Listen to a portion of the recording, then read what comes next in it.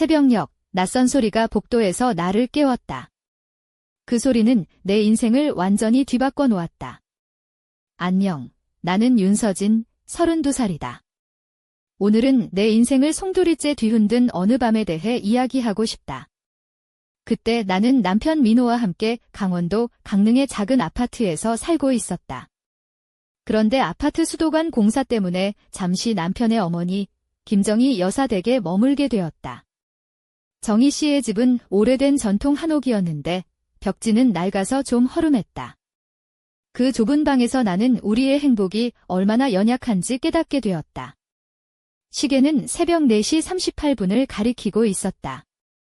민호는 내 옆에서 깊이 잠들어 있었고 그의 숨소리는 규칙적이고 조용했다. 하지만 나는 깨어 있었다. 복도에서 들려오는 그 낯선 소리 때문이었다. 상상해봐라. 새벽 한밤중 밖은 칠흑 같은 어둠인데 내 귀에 들려오는 이상한 소리. 심장이 터질 듯 뛰었고 머릿속은 온갖 생각으로 가득 찼다. 나는 조심스럽게 침대에서 일어나 소리의 근원을 찾아 복도를 걸었다. 부엌에서 무언가 덜컹거리는 소리가 났다. 아마 누군가 조심스럽게 식기를 옮기거나 떨어뜨린 모양이었다.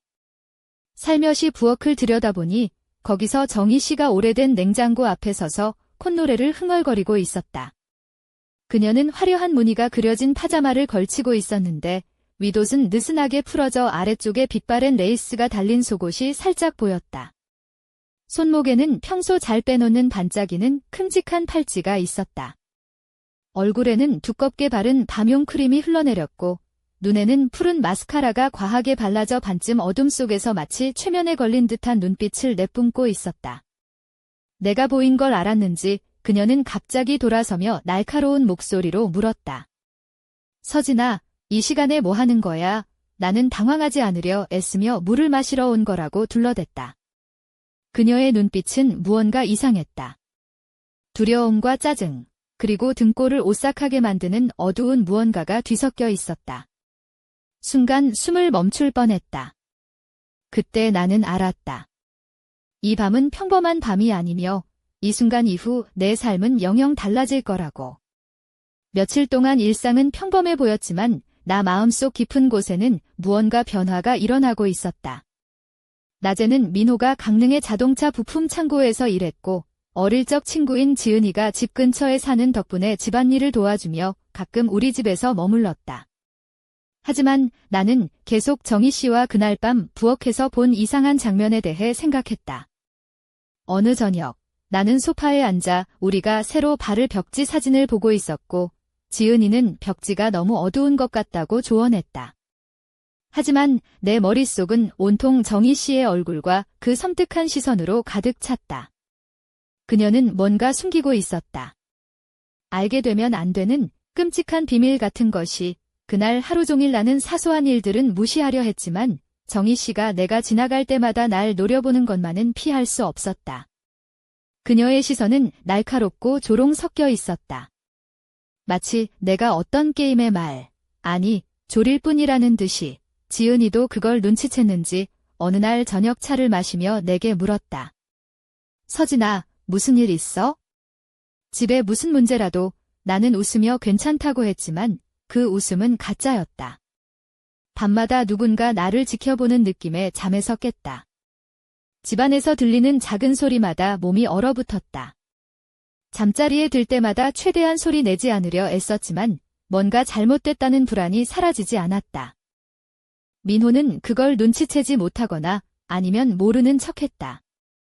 어느 날 밤, 나는 정희 씨가 부엌에 입고 온 파자마가 윗단추들이 풀려 속옷이 은근히 보여서 놀랐다. 움직임은 느리고 조용해서 마치 다른 세상에 있는 듯 했다. 손목에는 평소 빼놓던 반짝이는 팔찌가 그대로 있었다. 그녀가 나를 보자 이상한 미소를 지었는데 그 미소는 등골이 오싹할 정도였다. 마음속으로 내 상상일 뿐이야라며 스스로를 달랬지만 심장은 미친 듯이 뛰었다. 나는 자신뿐 아니라 민호와 지은이까지 걱정되기 시작했다. 정희 씨가 뭔가 알고 있지 않을까? 우리 삶을 영원히 바꿀 무언가를 준비하는 건 아닐까? 그 불안은 나를 한순간도 놓아주지 않았다. 그 밤, 모든 게 바뀌기 시작했을 때 머릿속은 멈추지 않는 100만 가지 생각으로 가득했다. 민호의 숨소리는 고요했지만 내 마음은 불안으로 조여왔다.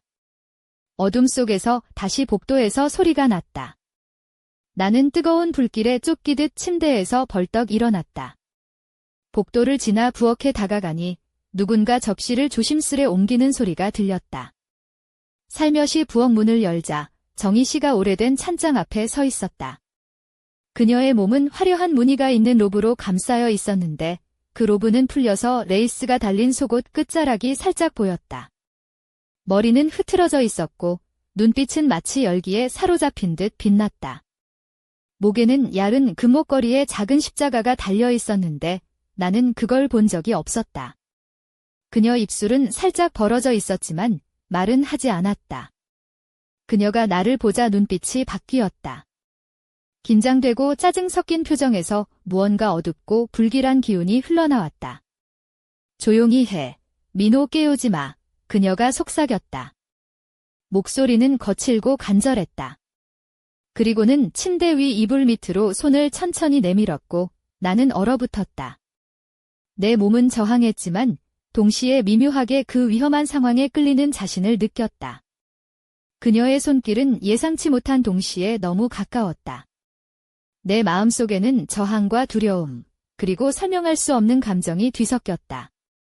도망가고 싶었지만 발걸음은 얼어붙었다. 그녀가 조용히 떠나자 나는 그 자리에 누워 무슨 일이 벌어진 건지 이해하려 애썼다. 그녀의 마지막 말이 머릿속을 맴돌았다. 이제 내 차례야. 가슴이 두근거리며 나는 정희 씨에 대해 내가 생각했던 모든 것이 환상일지도 모른다는 두려움에 사로잡혔다. 그녀의 미소와 겉으로 보이는 친절 뒤에 무엇이 숨겨져 있는 걸까? 그리고 그 비밀은 내 삶과 민호, 지은이에게 어떤 영향을 미칠까? 그 순간 이후 모든 것이 달라졌다. 돌아갈 길은 없었다. 아침 햇살이 창문 틈으로 살며시 스며들었지만 내 마음은 무거운 안개에 갇힌 듯 했다. 민호는 여느 때처럼 조용히 잠들어 있었고 그의 얼굴은 평화로워 보였다. 하지만 나는 밤새 뒤척이며 어젯밤 정희 씨의 그 차가운 손길과 의미심장한 말을 떠올렸다. 부엌으로 내려가자 정희 씨가 이미 부엌 한켠에서 낡은 주물팬에 팬케이크를 굽고 있었다. 그녀의 화려한 로브는 반쯤 풀려 있었고 아랫단 레이스가 달린 속옷 가장자리가 은근히 보였다. 머리는 흐트러져 있었지만 그럼에도 불구하고 내가 이 집의 여왕이다라는 아우라를 풍겼다. 손목에 반짝이는 두꺼운 팔찌가 빛을 받아 아침 햇살에 반짝였다. 이웃집 사람들이 또 지하실에 물이 샜다고 난리야. 그녀가 무심하게 중얼거렸다. 나는 팬케이크가 회색 종이처럼 보이는 걸 멍하니 바라보았다. 지은이는 설탕을 너무 많이 넣었어. 라며 차를 내리면서도 그녀의 목소리는 어딘가 공허했다. 나는 마음속에서 그녀의 그 말, 이제 내 차례야가 계속 울려 퍼지는 걸 느꼈다. 손은 테이블 아래에서 살짝 떨렸고 눈길을 피하려 애썼다. 지은이가 전화를 받으러 방을 나가자 정희 씨는 몰래 접힌 쪽지를 내게 건넸다. 테이블 아래에서 쪽지를 펼쳐 읽어보니 단 몇 마디가 적혀 있었다. 오늘 자정에 오지 않으면 지은이한테 내가 날 몰래 봤다고 말할게. 심장이 콩닥콩닥 뛰며 종이가 손에서 거의 미끄러질 뻔했다. 정희 씨는 냉소적인 미소를 지으며 내 앞에 앉아 있었다. 그 미소는 마치 넌 아무것도 할 수 없어라고 비웃는 듯 했다. 그날 하루 종일 나는 마치 안개 속을 헤매는 기분이었다. 강릉의 자동차 부품 창고에서 무거운 박스를 나르며 상사의 고함 소리가 멀게만 느껴졌다. 정신은 멀리 떠 있었고 내 몸은 그저 움직이고 있었다. 민호는 내 상태를 눈치채지 못하는 듯 했다. 아마도 나를 걱정하는 척하면서도 진짜로 무슨 일이 일어나고 있는지 모르거나 모른 척하는 걸지도 몰랐다. 밤이 찾아왔고 우리가 집에 돌아왔을 때 정희 씨는 없었다. 지은이는 그녀가 단지 관리사무소 회의가 있다고 말했다. 우리 셋은 낡은 삐걱거리는 식탁 앞에 앉아 밥을 먹었다. 평범한 감자와 돈가스, 그리고 약간의 김치가 식탁 위에 놓여 있었다. 지은이는 일 때문에 스트레스를 받는다고 투덜댔고 나는 관심 있는 척했지만 마음은 온통 쪽지와 정희 씨의 위협적인 미소에 묶여 있었다. 나는 자정이 다가오면서 숨막히는 긴장감에 휩싸였다. 그 밤은 무거운 이불처럼 목을 조여 숨쉬기조차 힘들게 했다. 지은이는 벌써 잠들었고 민호는 낡은 소파 베드에 누워 삐걱대는 소리를 냈다. 나는 혼자 깨어 시계의 초침 소리를 듣고 있었다. 시간은 천천히 흘렀고 머릿속은 폭풍처럼 요동쳤다. 왜 정희 씨는 이렇게 수상한 행동을 하는 걸까? 그녀가 원하는 건 도대체 뭘까? 쪽지를 건넸던 그 순간의 눈빛이 자꾸 떠올랐다. 그것은 덫일까? 아니면 단순한 협박일까? 나는 점점 더 깊은 미로에 빠져드는 기분이었다. 곧 12시가 되었고 그 조용한 순간에 또다시 작은 소리가 들렸다. 방문이 살짝 열리고 정희 씨가 들어왔다. 그녀의 발걸음은 나무 바닥에 거의 소리를 내지 않았고 그녀는 그 화려한 로브를 한층 더 풀어 속옷의 레이스 가장자리를 드러냈다. 흐트러진 머리카락과 열에 들뜬 듯 빛나는 눈동자가 어둠 속에서 더욱 선명하게 빛났다. 목에 걸린 얇은 금목걸이의 십자가가 조명 아래 반짝였다. 왔구나. 그녀가 미소 지으며 속삭였다. 그 미소는 승리감과 위협이 뒤섞여 있었다. 그녀는 조용히 내 옆으로 다가와 어깨에 손을 올렸다. 그 손길은 얼음처럼 차가웠다. 이제 우리의 게임이 시작된다. 라며 목소리는 달콤함과 위협 사이를 오갔다. 내 몸은 긴장으로 굳어지고 머릿속은 두려움과 설명할 수 없는 감정으로 뒤엉켰다. 도망치고 싶은 마음과 이 순간에 머무르고 싶은 혼란스러운 욕망이 교차했다. 그녀는 내 안에 있는 약점과 비밀을 비추는 거울 같았다. 심장이 뛰고 동시에 다가올 일이 끝인지 시작인지 알 수 없었다. 그 순간은 기대와 긴장, 그리고 말로 다 할 수 없는 질문들로 가득 찼다. 그리고 나는 알았다. 이제 돌아갈 길이 없다는 것을. 햇살이 부드럽게 창문을 스며드는 아침, 나는 침대 가장자리에 앉아 멍하니 창밖을 바라보았다. 민호는 아직 잠들어 있었고 그의 얼굴은 평온했지만 내 마음은 폭풍처럼 요동쳤다. 정희 씨의 차가운 손길과 그 불길한 속삭임이 머릿속을 떠나지 않았다. 그날 아침, 부엌에 갔을 때 정희 씨는 이미 팬케이크를 굽고 있었다. 그녀는 화려한 무늬가 수놓인 로브를 느슨하게 걸치고 있었고 아래쪽에 은근히 보이는 레이스가 달린 속옷이 눈길을 끌었다. 머리는 흐트러져 있었지만 그 모습은 어딘가 매혹적이었다. 그녀는 방송에서나 볼 법한 드라마틱한 인물처럼 보였다. 이웃들이 또 지하실에 물이 샜다며 난리야. 정희 씨가 무심하게 말하며 팬케이크를 뒤집었다. 나는 팬케이크가 회색 종이처럼 보여 입맛이 뚝 떨어졌다. 그녀는 차를 따르면서 지은이는 설탕을 너무 많이 넣었네라며 투덜거렸다. 나는 쪽지 속 메시지가 머릿속을 맴돌았다. 오늘 자정에 오지 않으면 지은이에게 내가 날 몰래 봤다고 말할게. 손이 살짝 떨리며 쪽지가 떨어질 뻔했다. 정희 씨는 냉소적인 미소로 나를 바라보았다.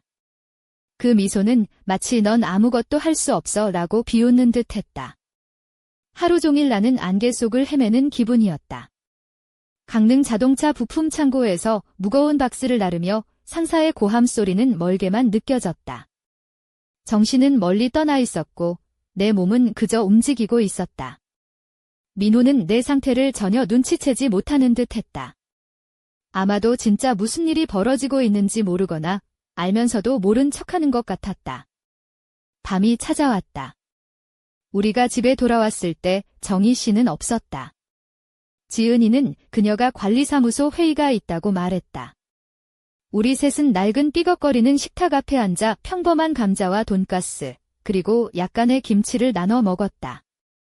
지은이는 일 때문에 스트레스를 받는다고 투덜댔고 나는 관심 있는 척했지만 마음은 온통 쪽지와 정희 씨의 위협적인 미소에 묶여 있었다.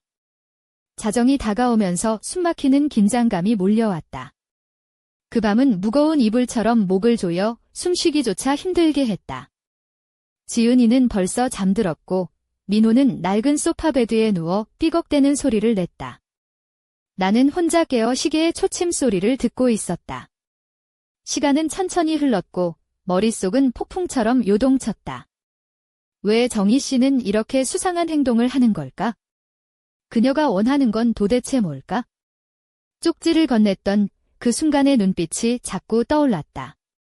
그것은 덫일까? 아니면 단순한 협박일까? 곧 12시가 되었고 그 조용한 순간에 또다시 작은 소리가 들렸다. 방문이 살짝 열리고 정희 씨가 들어왔다. 그녀의 발걸음은 나무 바닥에 거의 소리를 내지 않았고 그녀는 그 화려한 로브를 한층 더 풀어 속옷의 레이스 가장자리를 드러냈다. 흐트러진 머리카락과 열에 들뜬 듯 빛나는 눈동자가 어둠 속에서 더욱 선명하게 빛났다. 목에 걸린 얇은 금목걸이의 십자가가 조명 아래 반짝였다. 왔구나. 그녀가 미소 지으며 속삭였다. 그 미소는 승리감과 위협이 뒤섞여 있었다. 그녀는 조용히 내 옆으로 다가와 어깨에 손을 올렸다. 그 손길은 얼음처럼 차가웠다. 이제 우리의 게임이 시작된다. 라며 목소리는 달콤함과 위협 사이를 오갔다. 내 몸은 긴장으로 굳어지고 머릿속은 두려움과 설명할 수 없는 감정으로 뒤엉켰다. 도망치고 싶은 마음과 이 순간에 머무르고 싶은 혼란스러운 욕망이 교차했다. 그녀는 내 안에 있는 약점과 비밀을 비추는 거울 같았다. 심장이 뛰고 동시에 다가올 일이 끝인지 시작인지 알 수 없었다. 그 순간은 기대와 긴장, 그리고 말로 다 할 수 없는 질문들로 가득 찼다. 그리고 나는 알았다. 이제 돌아갈 길이 없다는 것을. 새벽의 어둠이 짙게 깔린 집안. 나는 침대 가장자리에 앉아 떨리는 손으로 창밖을 바라보고 있었다. 민호는 깊은 잠에 빠져 있었지만 내 머릿속은 정희 씨의 차가운 눈빛과 속삭임으로 가득했다. 이제 우리의 게임이 시작된다. 그 말이 귓가에 계속 맴돌았다. 그녀가 떠난 후 나는 천천히 일어나 부엌으로 향했다. 부엌 불빛 아래에서 정희 씨가 남긴 흔적들을 살폈다. 그녀가 입었던 로브의 끝자락과 탁자 위에 놓인 쪽지가 눈에 띄었다. 손가락 끝에 닿는 그 쪽지는 차갑고 무거웠다. 밖에서는 이른 아침 새소리가 들려왔지만 내 마음은 무거운 구름 속에 갇힌 것 같았다. 그날 낮, 나는 강릉 시내를 걷다가 지나가는 사람들의 얼굴을 유심히 살폈다. 혹시 누가 나를 지켜보고 있는 건 아닐까 하는 불안감에 온몸이 긴장되었다. 지나가는 할머니가 내게 웃으며 인사했지만 나는 무심한 표정으로 고개만 끄덕였다. 저녁이 되자 집안은 더욱 침묵에 잠겼다. 민호는 여전히 무심했고 지은이는 걱정스러운 눈빛으로 나를 바라보았다. 그녀가 다가와 조심스레 말했다. 서진아, 무슨 일 있어? 너 정말 괜찮아? 나는 억지로 미소를 지으며 괜찮아 라고 대답했지만 내 마음은 그 말과 달리 무너져 내리고 있었다. 밤이 깊어질수록 불안은 점점 커져만 갔다. 나는 다시 한번 쪽지를 꺼내 읽었다. 오늘 자정에. 오지 않으면 지은이에게 내가 날 몰래 봤다고 말할게. 그 말은 마치 칼날처럼 내 심장을 찔렀다. 시간은 천천히 흘렀고 시계는 자정을 가리켰다. 그 순간 현관문에서 조용한 발소리가 들려왔다. 나는 숨을 죽이고 문 쪽으로 다가갔다. 문틈 사이로 들어온 그림자는 어둠 속에 녹아들 듯 조용했다. 그 그림자는 바로 정희 씨였다. 그녀는 이번에는 검은색 코트를 입고 있었고 얼굴은 어둡고 무표정했다. 손에는 낡은 봉투를 들고 있었다. 내 앞에 다가서더니 낮은 목소리로 말했다. 이걸 내게 줘야 해. 봉투를 건네받으며 나는 떨리는 손으로 열어보았다. 안에는 여러 장의 사진과 서류가 있었다. 사진 속에는 나와 민호, 지은이의 모습이 담겨 있었다. 어떤 사진은 멀리서 몰래 찍힌 듯 보였고 또 어떤 사진은 가까이에서 찍힌 듯 선명했다. 서류에는 이상한 문서와 암호가 적혀 있었다. 내가 생각하는 것보다 훨씬 깊은 일이야. 정희 씨가 차갑게 말했다. 이건 단순한 게임이 아니야. 넌 이제 그들의 목표물이 된 거야? 나는 혼란스러웠다. 누가 우리를 감시하고 있는 거지? 왜 나를 이렇게까지 괴롭히는 걸까? 그 순간 내 등골이 서늘해지며 이 모든 것이 시작에 불과하다는 생각이 들었다. 정희 씨는 나를 한참 바라보다가 조용히 말했다. 준비해라, 서진아. 내가 생각하는 것보다 더 많은 위험이 다가오고 있어? 그리고 그녀는 어둠 속으로 사라졌다. 나는 홀로 남아 그 무거운 봉투를 꼭 쥐고 있었다. 내 앞에 펼쳐진 미스터리는 점점 깊어져만 갔다. 늦은 밤, 창밖으로 내리는 빗소리가 조용히 방안을 채우고 있었다. 나는 침대에 앉아 봉투 속 사진과 서류를 반복해서 들여다보았다.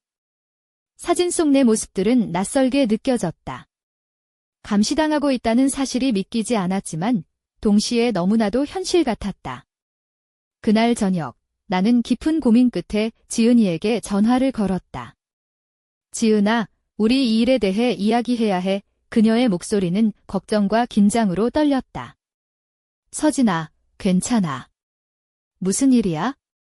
우리는 가까운 카페에서 만나기로 했다. 카페 불빛 아래 지은이는 평소보다 더 화려한 메이크업을 하고 있었다.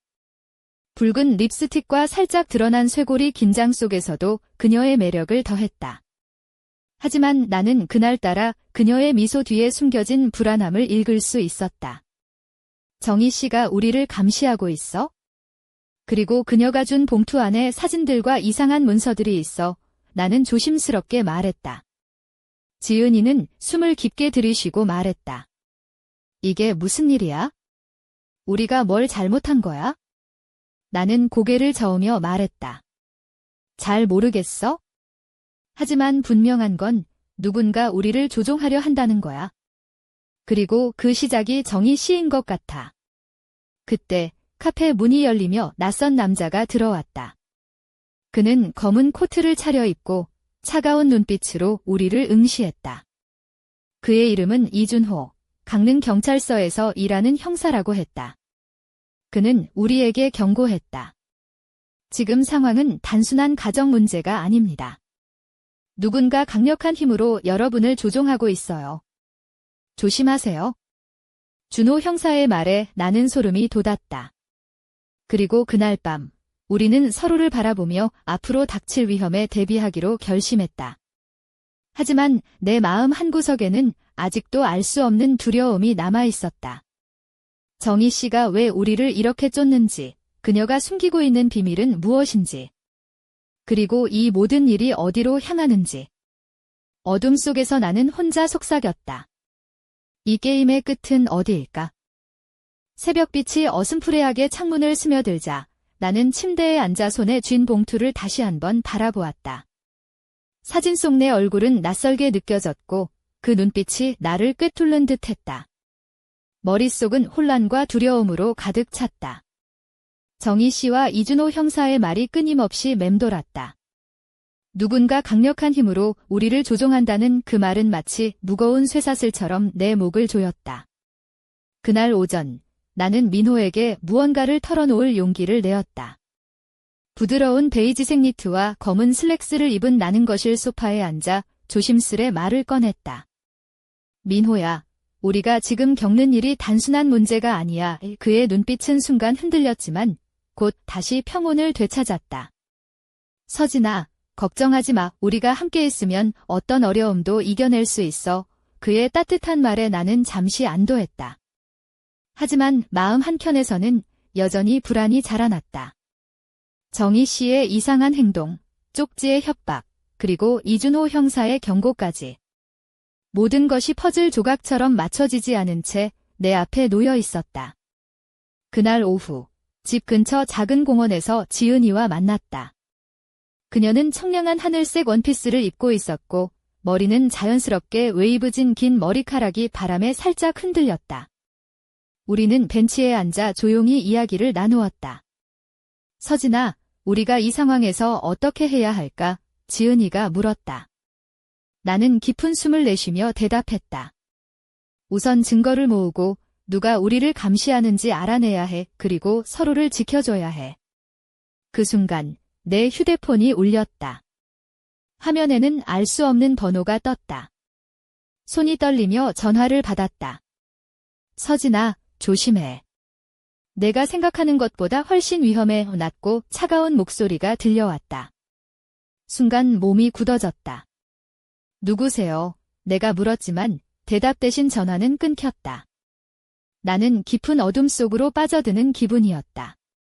앞으로 닥칠 일이 두렵고 무엇을 믿어야 할지 몰랐다. 하지만 한 가지는 분명했다. 이 게임은 이제 막 시작되었고 나는 반드시 끝을 봐야만 했다. 창밖에 내리는 가랑비 소리가 은은하게 방 안을 적시고 있었다. 나는 거울 앞에 서서 손가락으로 얼굴을 어루만졌다. 오늘은 민호와 정희 씨, 그리고 알 수 없는 존재들이 엮어낸 이 미로에서 벗어나기 위한 첫걸음을 내딛기로 결심한 날이었다. 얇은 검은색 블라우스와 다리가 길게 드러나는 짙은 청바지를 입고 발목에 살짝 드러나는 하이힐을 신었다. 목에는 은은히 빛나는 목걸이를 걸었고 손목에는 민호가 선물해준 작은 팔찌가 반짝였다. 긴 머리는 자연스러운 웨이브로 흘러내렸다. 나는 조심스레 집을 나서 강릉 시내의 작은 카페 달빛 정원으로 향했다. 그곳에서 지은이와 다시 만나기로 했다. 카페 문을 열자 은은한 라벤더 향과 부드러운 재즈 음악이 나를 맞았다. 지은이는 이미 창가 자리에 앉아 있었다. 그녀는 오늘도 청순한 흰색 원피스를 입고 있었고 그 사이로 드러나는 어깨선이 부드럽게 빛났다. 서진아, 너도 왔구나. 지은이가 미소 지으며 손을 흔들었다. 나는 그녀 옆자리에 앉았다. 우리는 조용히 지난 일들을 되짚으며 앞으로 어떻게 할지 논의했다. 그러나 그 순간 카페 문이 다시 열리며 낯선 남자가 들어왔다. 그는 검은색 코트를 입고 깊고 차가운 눈빛으로 나와 지은이를 응시했다. 바로 이준호 형사였다. 그는 무게감 있는 목소리로 말했다. 서진 씨, 지은 씨, 오늘 밤에 중요한 일이 있을 예정입니다. 미리 준비하세요. 그의 경고는 내 심장을 더욱 조여왔다. 카페를 나서며 지은이와 나는 서로의 어깨를 꼭 잡았다. 서로 꼭 지키자. 나는 다짐했다. 지은이도 고개를 끄덕였다. 무거운 공기 속에서 우리는 앞으로 다가올 어둠을 함께 헤쳐나가야 했다. 그날 밤, 집에 돌아와 침대에 누웠지만 잠은 오지 않았다. 희미한 조명 아래 나는 다시 한번 정희 씨의 미소와 그 차가운 손길이 스며든 밤을 떠올렸다. 그리고 무언가가 다가오고 있다는 예감에 가슴이 뛰었다. 이제부터 진짜 게임이 시작되는 거야? 나는 속으로 중얼거리며 눈을 감았다. 내일은 또 어떤 어둠이 나를 기다리고 있을까? 밤하늘에 구름이 잔뜩 끼어 별빛조차 숨은 어느 날 나는 홀로 집 안을 헤매고 있었다. 검은색 가죽 재킷과 짙은 청바지, 그리고 은은한 광택이 감도는 검은 부츠를 신은 채 거울 속 내 모습이 낯설게 느껴졌다. 옅은 붉은 립스틱이 입술을 살짝 물들였고 목에는 작은 실버 체인이 반짝였다. 오늘은 정희 씨와의 미묘한 긴장감 속에서 벗어나 내 스스로를 지키기 위한 첫걸음이었다. 집안 어딘가에서 살짝 들려오는 옷기 스치는 소리가 나를 움찔하게 만들었다. 그 순간 문득 내 뒤에서 차가운 숨결이 느껴졌다. 서진아 낮고 속삭이는 목소리가 귓가에 맴돌았다. 나는 급히 몸을 돌렸지만 아무도 없었다. 혹시 내가 너무 예민해진 걸까? 아니면 누군가 내 곁에 있는 걸까?